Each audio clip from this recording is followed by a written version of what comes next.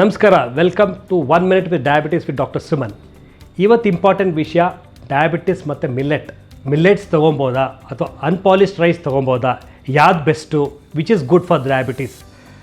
ಹೇಳಬೇಕು ಅಂದರೆ diabetic patients ಏನೇ ತೊಗೊಂಡ್ರು ಅಳತೆ ಕಮ್ಮಿ ತೊಗೊಳ್ಳೋದು ಒಂದು important. Second thing important, unpolished rice ತೊಗೊಳ್ಳೋದ್ರಲ್ಲಿ ಏನಾಗುತ್ತೆ, ಫೈಬರ್ ಕಂಟೆಂಟ್ ಜಾಸ್ತಿ ಇರುತ್ತೆ. ಫೈಬರ್ ಕಂಟೆಂಟ್ ಜಾಸ್ತಿ ಇದ್ದಾಗ ನಿಮ್ಮ ಶುಗರ್ ಲೆವೆಲ್, ಅಬ್ಸಾರ್ಪ್ಷನ್ ಲೆವೆಲ್ ಕಮ್ಮಿ ಆಗೋದ್ರಿಂದ ಇಂಪಾರ್ಟೆಂಟಾಗಿ ರೆಡ್ ರೈಸ್ ತೊಗೊಳ್ಳೋದ್ರಿಂದ ತುಂಬಾ important. Unpolished rice are very important.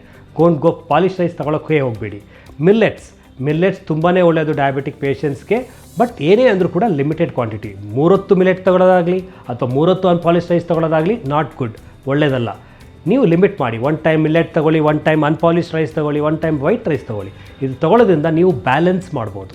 Balance ಮಾಡೋದ್ರಿಂದ ನಿಮ್ಮ ಶುಗರ್ ಲೆವೆಲ್ ಕಂಟ್ರೋಲ್ ಚೆನ್ನಾಗಿರುತ್ತೆ. ಏನು ಪ್ರಾಬ್ಲಮ್ ಇಲ್ದಂಗೆ ಮುಂದೆ ಆರಾಮಾಗಿ ಲೈಫ್ನ ಲೀಡ್ ಮಾಡ್ಬೋದು.